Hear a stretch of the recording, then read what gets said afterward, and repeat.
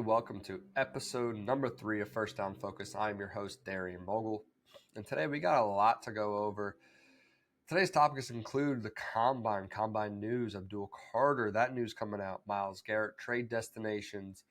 We're talking about a little bit about fantasy football today. I know it's really early in the fantasy football season, but we're going to do some tier rankings of the wide receivers. And then to end it, we're going to end off with the best bet segment as always. But also I want to talk about, for anyone that did already subscribe, I really do appreciate you. Anyone that did not, please hit that subscribe button because we're going to do monthly giveaways for NFL jerseys and college football jerseys. One subscriber will win one of those jerseys. I'm probably going to message you and ask you which jersey you would like of your choice, and I'm going to post that and let everyone know what jersey was picked and who the winner was.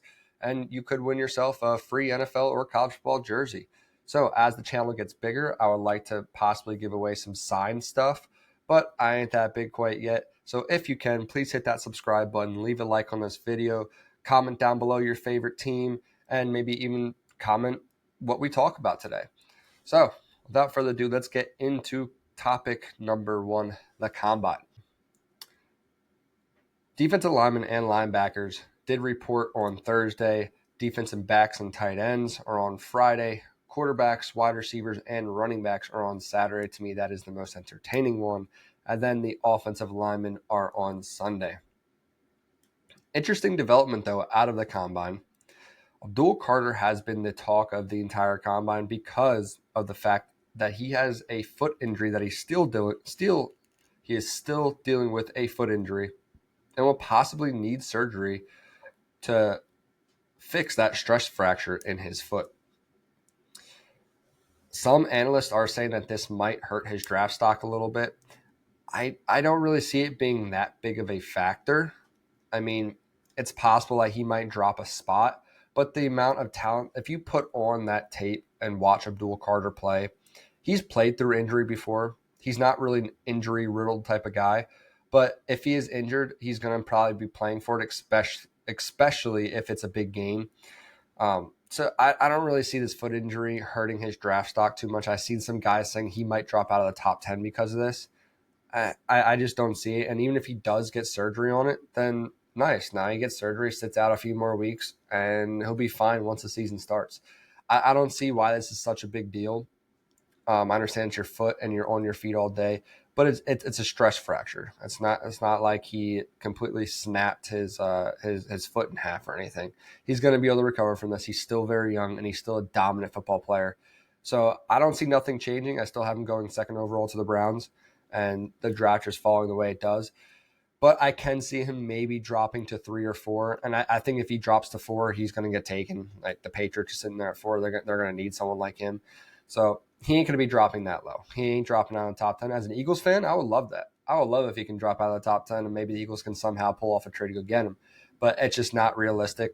And I don't see all this type of all this overreaction surrounding Abdul Carter just because he's just a phenomenal player, and it's not going to be that big of a deal. So let's go on and talk about Myles Garrett. Myles Garrett has been talked about nonstop this offseason. He's the biggest name that is requesting a trade. Obviously, you got other guys that are like Cooper Kupp that are looking to get traded, possibly Matt Stafford. I heard some Jair Alexander a little bit. But really, I'm looking at Myles Garrett, and he is that big name because he's been so dominant in the NFL over the last, 7 years or something like that. He's been in the NFL. But I'm looking at the top 5 trade targets that I have. I've seen some other places, like their top 5 is a little bit different. But right now, to me, the number 1 spot for where he's going to go is going to be the Washington Commanders. They have $83 million in cap space. They have the 29th overall pick that they could draft, that they could trade away. Then some other teams that have been talked about. And one team that hasn't really been talked about at all, but I really see him as a great fit for that defense. And number 2, I have the Eagles. Talked about a lot as a possible landing spot for Myles Garrett. But to me, they only have $18 million in cap space in pick number 32. I don't think they're going to have enough to get a guy like Myles Garrett without trading or cutting a bunch of guys or restructuring contracts. I just don't see it. I think if he does go there, it's going to be a huge benefit for that Eagles defense, and that's going to be a huge piece because we're going to lose guys like Milton Williams and Josh Sweat most likely in free agency. I don't think we're going to have enough money to get those guys back. And we still got to sign guys like Zach Bond and possibly even Mekhi Becton, because I don't know what's going to happen with those guys. So I just don't think we're going to have enough cap space to get a guy like Myles Garrett. I would love him, but I don't think we're going to have the amount of cap space to get him. And we have the worst pick out of all these options to give up if they're looking for that first round pick, which I think that they're not. I don't think they're going to give him up unless they get an additional first round pick for this season. So all these packages that are going to be sent to the Browns for Myles Garrett, I think they have to have this year's first round pick in this package in order to make a deal happen. And a lot of the contenders, obviously, if he wants to go to a contending team, it's going to be someone that has a lower first round draft pick, because the Browns have the second overall pick and they have an early second round pick then. So if they get a pick right between that 20 to 30 range, I think that's really what they're going to be looking for Myles Garrett, and also probably other picks as well. So the Eagles, I would love to have him, but I don't see him as a landing spot. And I think Howie can pull anything off, but I just don't see them. I don't see him going to the Eagles. Other teams like the Lions, though, they got $52 million in cap space, and they got pick number 28 that they could ship to Cleveland for Myles Garrett. I think he would pair well with Hutchinson, and I think that defense needs something. They had a lot of injuries last year. They had a good defense to start the season, but obviously as the season went on and you saw what the Commanders did to them in the playoffs, that team just went downhill because they had so many injuries on that defense side of the ball. But if you add someone like Myles Garrett to play alongside Hutchinson, I think that defense could be really scary. And they have the cap space to do it, and they have that number 28 overall pick to send to them if that's what they're looking for. And they'll probably end up having to trade somebody else too as well. I'm not exactly sure who it's going to be, but the Lions I can see is a very possible spot for Myles Garrett, as well as a team like the Chargers, who've also been talked about a little bit. They have $66 million in cap space, and they have pick number 22. That's a little bit higher than the other picks, and I don't think they're going to have to give up as much if they give away that first round pick, because it is pick number 22 is a high draft pick for a guy that's already been in the NFL for 7 years, but still very dominant. So the Chargers, they have Justin Herbert at quarterback. You get to play with a team that's been hovering around the playoffs for a number of years now, the last 3 years really. Since they had Herbert, they have been in that playoff contention. They haven't been able to get over that hump yet, but adding a guy like Myles Garrett could potentially get them over that hump and at least give them a chance for a long run in the playoffs. Then you have the Green Bay Packers. Packers have not been talked about a lot for a destination for Myles Garrett. But when I look at the Packers, you have a very young team. This team is like bottom 3 in the NFL for age, which is a good thing. They're so young, but they've had experience over the last few years getting to the playoffs, but just haven't been able to get over that hump. And that defense, they have like the second or third youngest defense in the entire NFL. If you add Myles Garrett to that defense, you add someone that's so hungry to win right now to a team that has experienced getting close and getting into the playoffs, just haven't been able to make that run yet. And if you add Myles Garrett to this team, I like looking at the Eagles because I'm a fan of them, but also because of the fact that they brought in a guy like Saquon Barkley, who has been known as one of the NFL's best running backs over the last 5-6 years, but has played for a mediocre franchise in New York Giants, hasn't been able to get over that hump. They've made it to the playoffs, I believe, once, maybe twice, but I think it was only one time, and they got blown out by the Eagles then. And that franchise was just very chaotic, and they were very unorganized, and they lost their best player in Saquon Barkley. Well, if you look at Myles Garrett, he's been the face of that Cleveland Browns franchise for the last 6-7 years. And if he can move on and go to a young team like the Green Bay Packers and solidify that defensive line, Packers have $41 million in cap space, and they have the 23rd overall pick. They can afford to bring in a guy like Myles Garrett, and they have the draft pick to give away for Myles Garrett.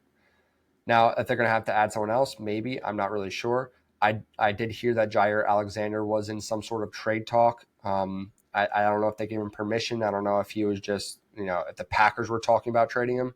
But then they're also losing another quarterback in Eric Stokes and possibly free agency. So the Packers defense is young.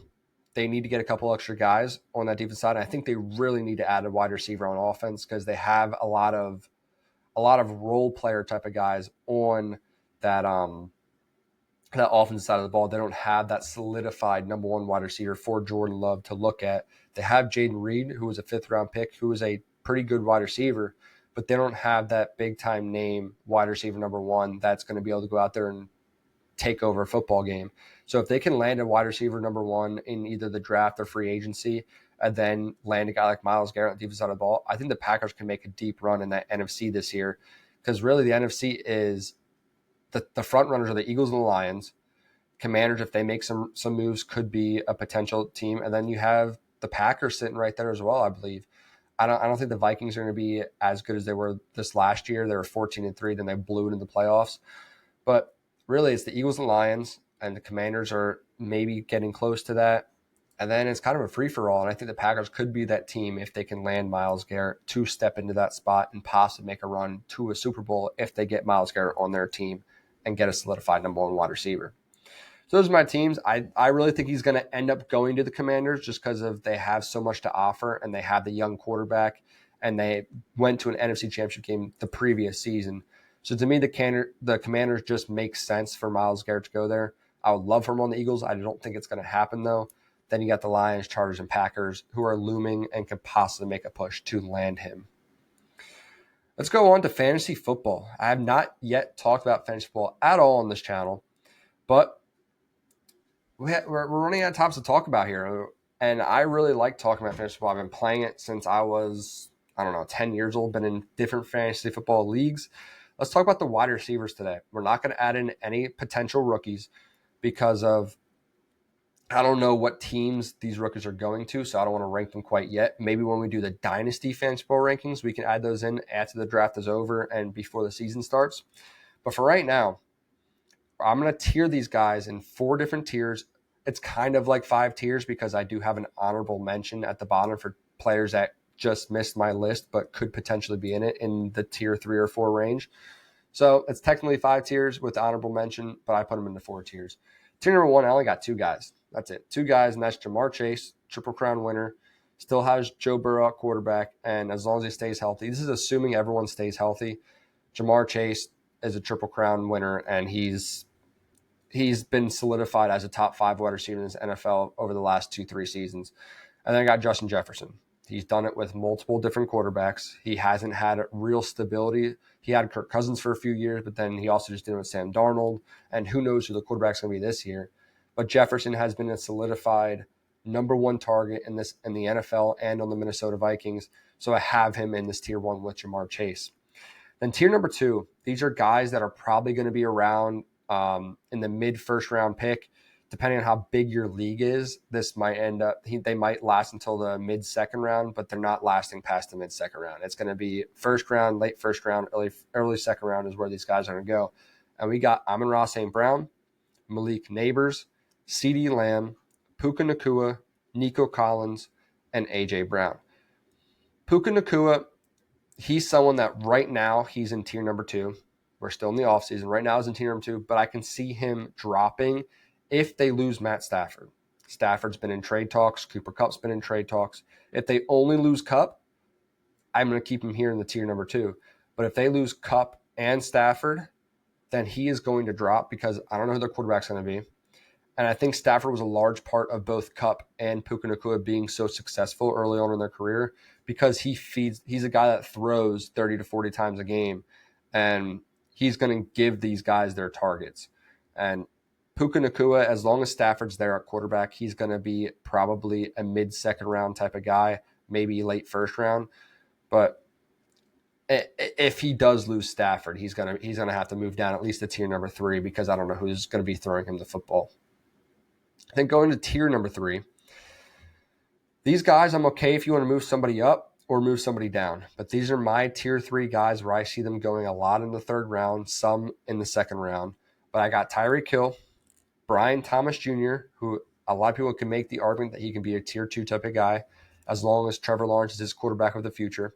Mike Evans, Mr. Consistency. He's going to get you your points week in and week out. 1,000-yard receiver almost every single season has been in the NFL so far. Then you got Jackson Smith-Njigba, who gets a ton of targets. Terry McLaurin, who could be tier 2 type of guy. Number 1 target for Jaden Daniels.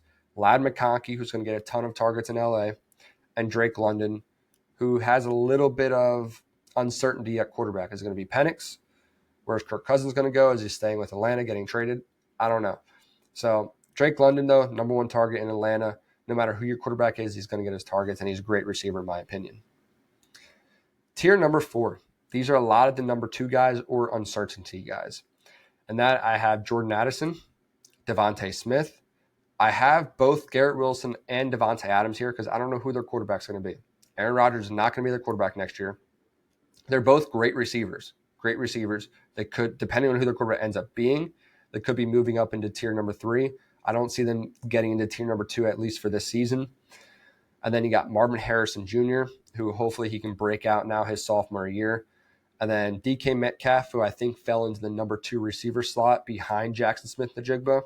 And then T. Higgins. T. Higgins, depending on what team he signs with as well, he could potentially be a tier 2 or tier 3 type of guy. But right now, he's not really on a team.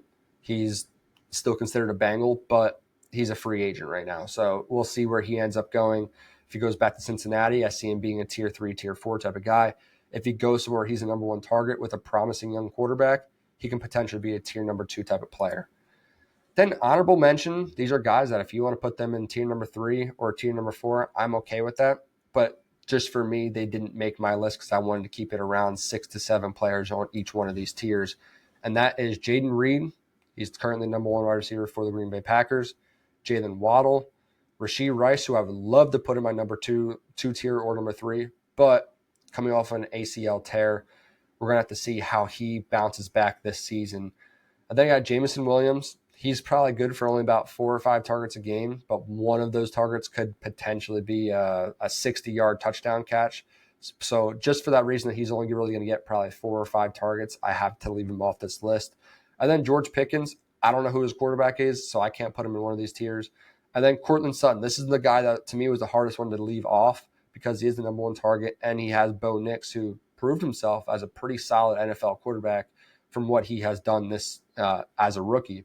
So Courtland Sutton, I'm okay with putting him on. He was the hardest one for me to leave off, but right now he is in my honorable mention tier. Moving on to the final topic, best bets segment. Once again, my favorite segment. Every single podcast we will be doing the best bet segment.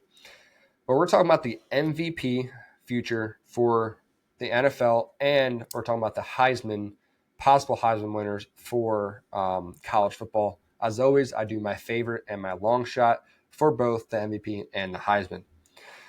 So for MVP, my favorite, I believe he is like 3rd or 4th on the odds list. I got Jaden Daniels. Jaden Daniels sitting at plus 950. Going to his second year, a lot of quarterbacks have a sophomore slump. But if they can, the amount of cap space they have, like I've been saying, if they can add weapons and protect him, and he's coming off a Heisman winning season. He went from Heisman winner to Offensive Rookie of the Year, and now going into his second season. So he's not your typical sophomore slump type of guy. So I really see them surrounding him with talent on both the offensive side of the ball and making that defense even better so this team can be better down the stretch. But second-year quarterback, the team's going to be adding so much weapons. I really like him at plus 950. My long shot, if he's the starter, which I believe he's going to be, Michael Penix, sitting at plus 7,500. This will be his first year as a starter, a full-time starter, if he is the starting quarterback once the season approaches. But he has some guys around him. The backfield, he has Bijan Robinson to take some pressure off of him. He has Drake London, Darnell Mooney. He has guys on the outside. He has Kyle Pitts at tight end, which I heard him a little bit in trade talks. It's possible he ends up going somewhere else. But you have some really good studs on the outside at tight end and at running back. So if Michael Penix can just, do his job, and they took him at number 9 for a reason. He was a top 10 draft pick for a reason. It wasn't just to take him. They saw a future in him, and I really think as a first-year starter with the Atlanta Falcons offense, if they can sit around, if they can potentially be an 11-win type of team, I think Penix is going to have the stats to get him into the MVP conversation. And plus 7,500 to me is great odds to take for a starting quarterback because everyone knows the MVP award now is a quarterback award. I don't think it's going to be a long time until someone's going to be able to win the MVP award that's not a quarterback. So Michael Penix, he's probably going to be one of those 32 starting quarterbacks. So setting up plus 7,500, I'll put some money on that one. Moving on to the Heisman winner, I got my favorite and my long shot. I got Arch Manning sitting at plus 900. He is a first-year starter. But when I look at him and Quinn Ewers, I think Arch Manning should have been starting the whole entire season last year. Because look at Quinn Ewers, he's a top 3 round type of guy, whereas Arch Manning is a top 3 pick type of guy. And that's a big difference. When you have a top 3 round quarterback and a top 3 pick quarterback, top 3 round guys, you might get selected second or third round, and you'll probably get your opportunity to start at some point. Someone gets injured, or maybe your team's just that bad that you win the starting job and you get that opportunity. But you usually get a shorter time to prove yourself. You might get only a few games. You might get less than half a season. But if you don't prove yourself, then you're probably going to be a career backup or you're going to be out of the league soon. Whereas if you're a top 3 pick type of guy, like I believe Arch Manning is going to be once he gets to the NFL, you have more of an opportunity and more of a bigger sample size to prove yourself. And because your franchise is putting so much into you being a top 3 pick, you're going to get at least 1 full season to start, probably just about 2 full seasons to prove yourself. And if you show some promise, you're going to be that starting quarterback. Whereas if you're a top 3 round type of guy, you're probably only getting a few games. If you look awful in those few games, you're probably going to be a backup quarterback for the majority of your career.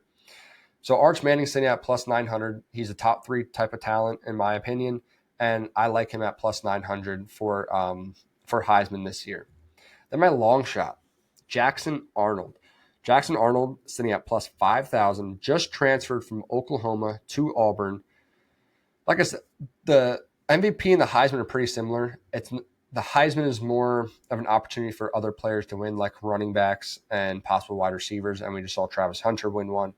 So it's not as much as a quarterback award as the MVP is, but you will see a lot more of those. Your finalists will be quarterbacks compared to wide receivers, running backs, any other position. So I'm focusing on these quarterbacks, and Jackson Arnold transferring from Oklahoma to Auburn. He's going to get a ton of opportunities. Going to be the starter at Auburn. And he was once a 5-star recruit coming out of Texas. He was a number 1 overall player in Texas. I believe he was like number 10 overall coming out of high school. But he was a high sought out player, a lot of Division I offers and scholarships, but he didn't necessarily get into his own at Oklahoma. I believe at Auburn, a lot of 5-star guys, once they transfer away from their first school because maybe he wasn't comfortable there, maybe it wasn't a great atmosphere for him, I don't really know. But going to Auburn, I think it's going to be a great change of scenery for him. I think he can put together a really great season because I think he's a very good quarterback. I like Jackson Arnold. I watched him a little bit when he was at Oklahoma last year. But sitting at plus 5,000, going to be the starting quarterback at an SEC school in Auburn, I really think that he has a potential of putting together a great season and a potential Heisman winning season. So my long shot, Jackson Arnold, plus 5,000. I'll sprinkle some money on that one. All right, so let's recap. We had a little bit of a shorter video today. We still went over a little bit of everything. We talked a little bit about the combine, not much, just the news coming out of it. Abdul Carter, the biggest one of everything. I don't think he's going to drop in the draft, but it is something to still talk about because he has an injured foot and possibly needs surgery on it. He is trying to fight through that. So Abdul Carter, I don't think he's going to drop at all. Topic number 2, Myles Garrett. I believe he's going to end up going to the Washington Commanders. They have so much cap space available, and they had the 29th pick to give up for him, and that just makes the most sense to me. Sneaky team, though, to watch out for, though, is the Packers with the 23rd overall pick and $41 million in cap space. Fantasy football rankings, tiered them 1 through 4. If you want to say did 5 tiers, I'm okay with that as well. But fantasy football rankings for 2025, top wide receivers, way too early rankings. And then lastly, we had the best bet segment, MVP and Heisman. We had Jaden Daniels as our favorite, Michael Penix as our long shot for the MVP. Then Heisman, we had Arch Manning as our favorite, and Jackson Arnold as the long shot. So I do appreciate everybody for tuning in. A little bit of a shorter episode today, but we will be back. Hopefully we have a special guest for episode number 4, so make sure you hit that notifications button. Please hit that subscribe button if you are new to the channel, and leave a comment down below. Don't forget that we are doing a giveaway at the end of March for an NFL or a college football jersey. So the only way you can win that is if you are subscribed to the channel. So as always, I do appreciate it, and have a good one.